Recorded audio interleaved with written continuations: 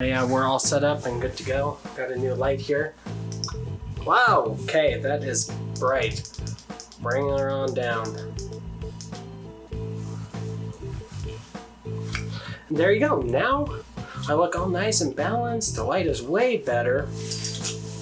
Yeah, this was a cool present. Thanks, Mom.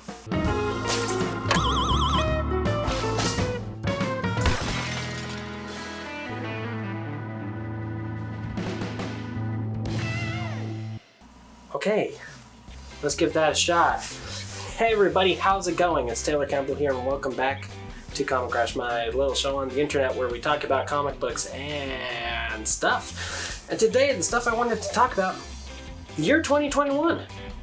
We made it through another year, we're about to go into a new one, and a lot of really interesting things kept happening this year. Like, I was a little worried there. 2020 kind of hit us with a bulldozer, and then 2021, when we got around to March and started celebrating the 1 year mark of our 2-week quarantine, yeah, I got a little bit worried. But as it turned out, some really, really cool things happened throughout the entire year. So I thought, let's go ahead and take a look at what's happened here and, discuss some of the things that I personally thought were some of the highlights of this year and some of the things we can look forward to next year. First thing we got to talk about, let's start with TV news. Superman and Lois. It was good. You guys know me, I can excuse a lot if you put the Superman as shield on it, but I was really worried about that. You can go back and look at that first video I did on the subject, that the CW just didn't have a very good track record with me as far as its TV shows, as far as how they interpreted their characters, and the way they decided drama needed to work in their series. And so Superman and Lois was coming along. I was excited, but I was also kind of worried that they were going to keep tarnishing Superman's reputation, and make a really divisive series, kind of like how the Man of Steel movie was divisive, or how Injustice is really divisive between Superman fans and general DC fans. And I was worried. Superman has not been in a great spot for a while, but then Superman and Lois happened, and it was fantastic. It was everything I wanted out of a Superman series. And that was a really good way to kind of relaunch the character in 2021. The comic books have been great, and now he's great on TV, and we're wanting to see more of him, and it could make more great things happen for that character. And as a big Superman fan myself, that makes me feel really good. Let's talk about the games. Holy cow, there was a lot of stuff. So Guardians of the Galaxy just turned out to be really good, according to the reviews. I have yet to play that one. It looks great. It reviewed really well. It was on sale during Black Friday, but I didn't pick it up. I'm going to regret that. I regret not picking it up, but it's a third-party game. It'll drop in price. I'll pick it up later. I'm not dying to play it, but apparently it was really good. So if you played it, go ahead and let me know in the comments. Let me know if it actually was worth the hype. We also have Avengers. Spider-Man showed up in Avengers, and as far as I'm concerned, became the best character in the game, instantly.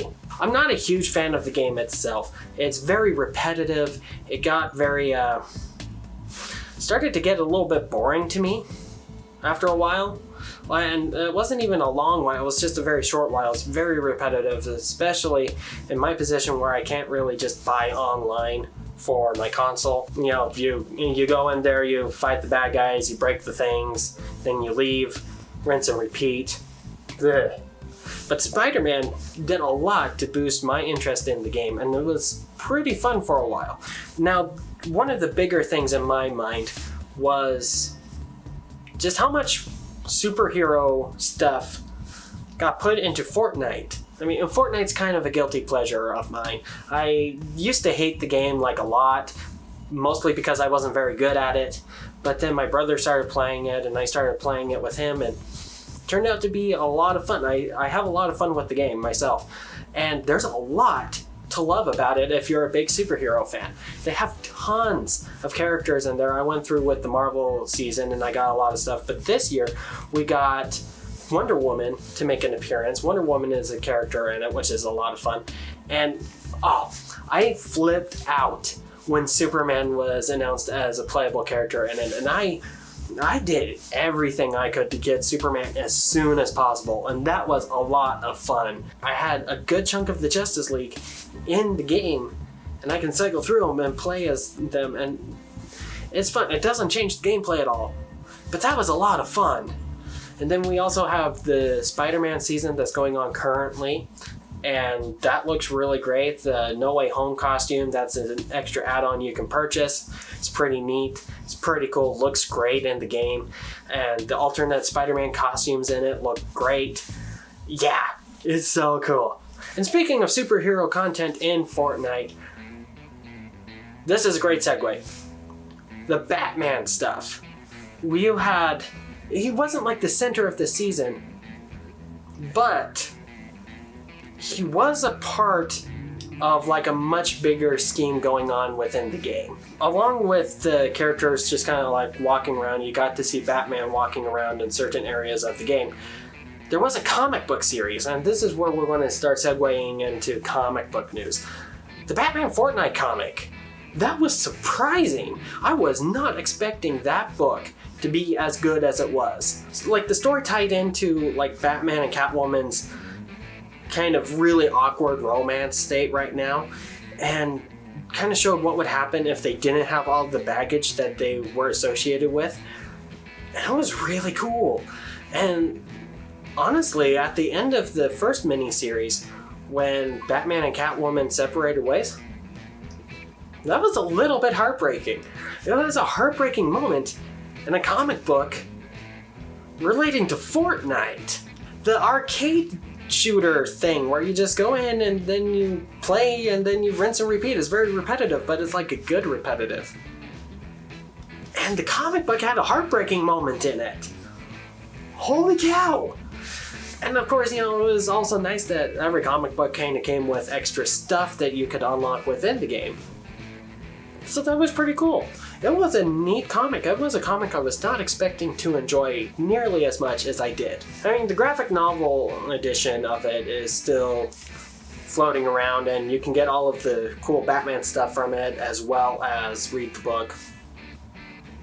Totally worth it. Totally worth it. Go out there, see if you can find it, check it out. It's fun, especially if you like the game. Even if you don't like the game, it's still a pretty good read, honestly.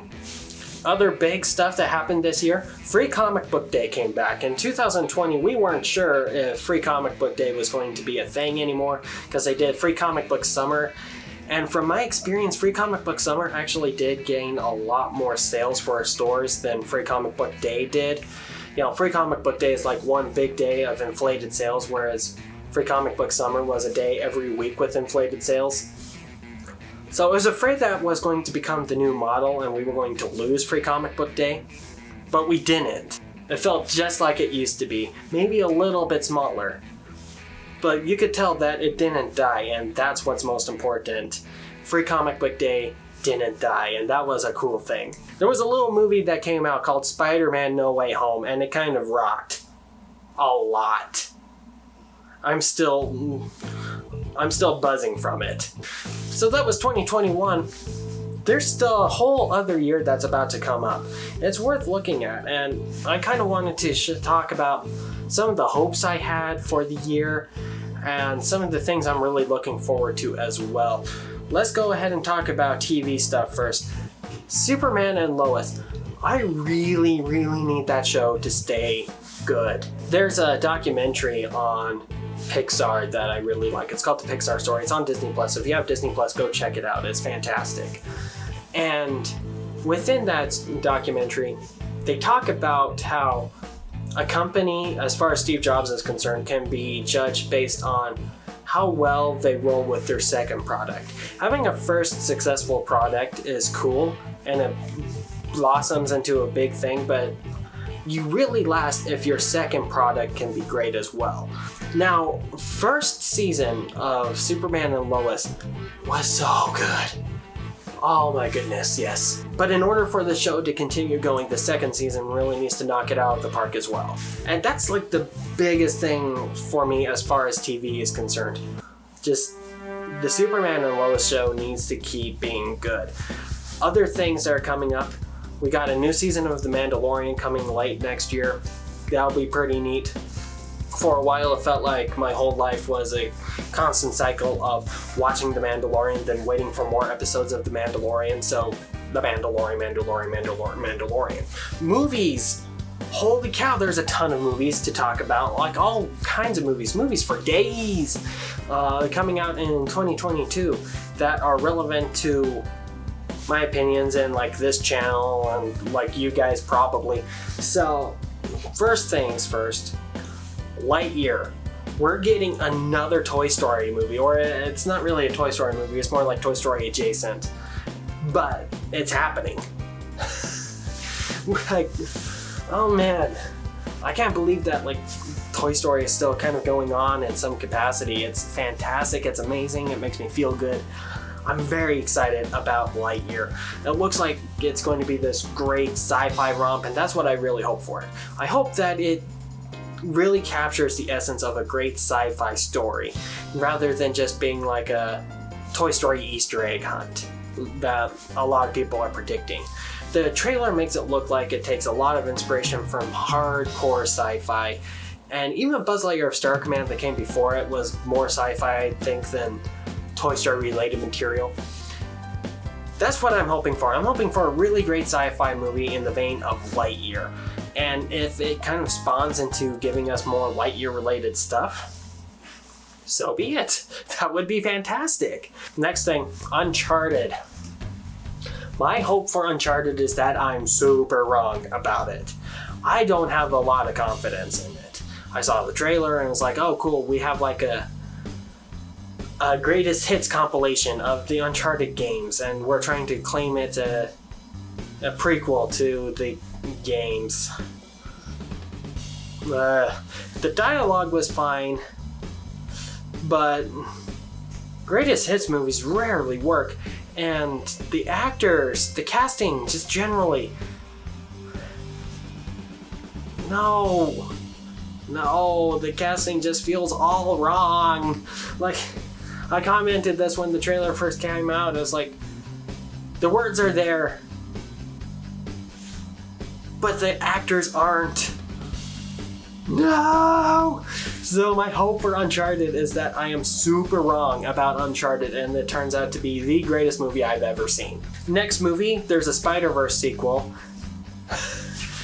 Spider-Man fans are being spoiled all over the place, guys. There's a Spider-Verse sequel, and I really need that one to work out as well. Spider-Verse was a great movie, and the sequel, I mean, I've been waiting for the sequel for a long time. They teased it at the very end with Spider-Man 2099, and he was in the trailer, and he looks great in it, and Miles looks great in it, and Gwen looks great in it. I hope that all of the characters from the first one come back.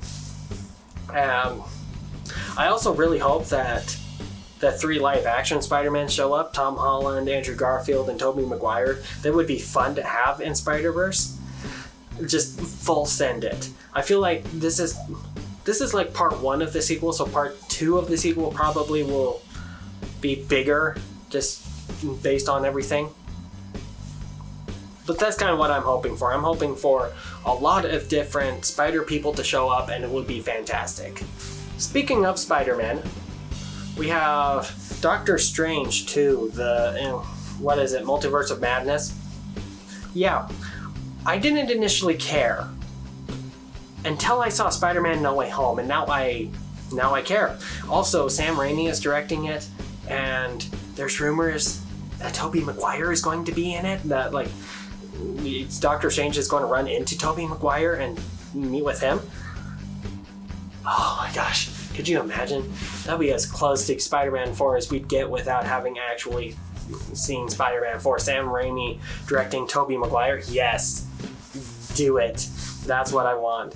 I don't know if that will happen, but all of my wildest dreams came true with Spider-Man No Way Home. So I'm feeling pretty good. Other movies, there's The Batman. Everyone's really excited about that. I hope it's good. Sonic 2. I hope it's good. League of Super Pets. I don't care that much. I hope it's good. But it has that same kind of like immature kitty fart joke humor that I've come to expect from those kinds of animated movies. It's like as soon as they announced that Kevin Hart was one of the voice actors in it, it's like, oh, okay, that's the kind of movie this is going to be. All right, so I'm not super excited about that. I'll give it the same hope as I gave Uncharted. I hope I'm wrong, and I hope it's great. Games. Okay, so video games to talk about. Uncharted 4 is coming to PC. So if you haven't tried out Uncharted 4 because you don't have a PlayStation, but you have a computer, go download it. It's fantastic. It's one of my favorite games. And yeah, it's just, it's a beautiful game. Go download Uncharted 4. It also comes with Lost Legacy, which is kind of like a pseudo sequel spin-off to Uncharted 4. Totally worth it. Also, see if you can get a hold of Uncharted 1, 2, and 3 on a PlayStation 3 or a PlayStation 4 or I guess PlayStation 5 now. It's pretty available. If you have a PlayStation console, go find Uncharted, go play it. It'll be fantastic. It's on PC now. Or it will be soon enough, I guess. Horizon Forbidden West, I really loved Zero Dawn. Forbidden West looks pretty cool. You can dive. Pretty cool. Pretty cool. I'm excited for that. Gotham Knights. Gotham Knights I'm interested in, but it's the other DC game. Suicide Squad versus the Justice League. Oh, I'm sorry guys, I'm just not into that at all. It looks worse than Avengers did. It spawned my most popular video, well, one of my most popular videos about how I'm sick of Superman being portrayed as evil. So, like, I'm already at a huge disadvantage as far as liking this game. I don't think I will. I'm not excited for it. So, same hope with everything that I'm not excited about. I hope that I'm wrong and I hope it's great. And then we have Multiverses. That's probably going to come next year. Multiverses? Yeah. It's a Smash Brothers fighter with a bunch of DC characters in it. That would be great. We don't have anything to look forward to as far as Marvel is concerned, or at least they haven't announced anything big. You have Spider-Man 2 and Wolverine, which are going to be coming out 2023. So we're going to probably see a lot more news about that. That'll be fun. But as I think, I'm pretty sure this is correct, that there's not a whole lot of extra Marvel content coming in the next year as far as video games is concerned. Now, comic books coming for 2022. I want Marvel to do something to really bring me back. I keep looking at catalogs and I keep looking at various other comics, and it's like, Marvel has yet to do anything for a long time to get me really interested in investing back into Marvel Comics, to go back into buying Marvel Comics. It's, I mean, I have a limited budget, and when it comes down to it, when I buy a comic book, I want to buy a comic book I know I'm going to enjoy. And so far, DC has just been a lot better at providing that kind of book. So I really want Marvel to come up with a mini-series or like a big event that I can really sink my teeth into and really enjoy and bring me back to the House of Marvel. I'd also really like to see a new Spider-Verse type event. They usually come up with new comics and events based on like the movies that are coming around at the time because they usually sell better. And with the new Spider-Verse movie, I would love to see another Spider-Verse type comic. We had the original Spider-Verse when the first Spider-Verse movie came out. We got Spider-Geddon, which was gross, and then I would like to see another one. I'd like to see like a trilogy of these things come together. It would be great. They would look great. I would love them. I would read them. It would be fun.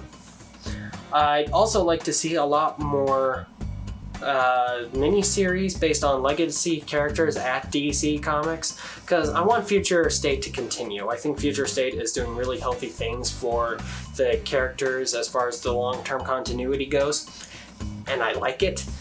But I also really like it when things are the same as they were before, so more content, mini-series perhaps based on that legacy content and those interpretations of those characters.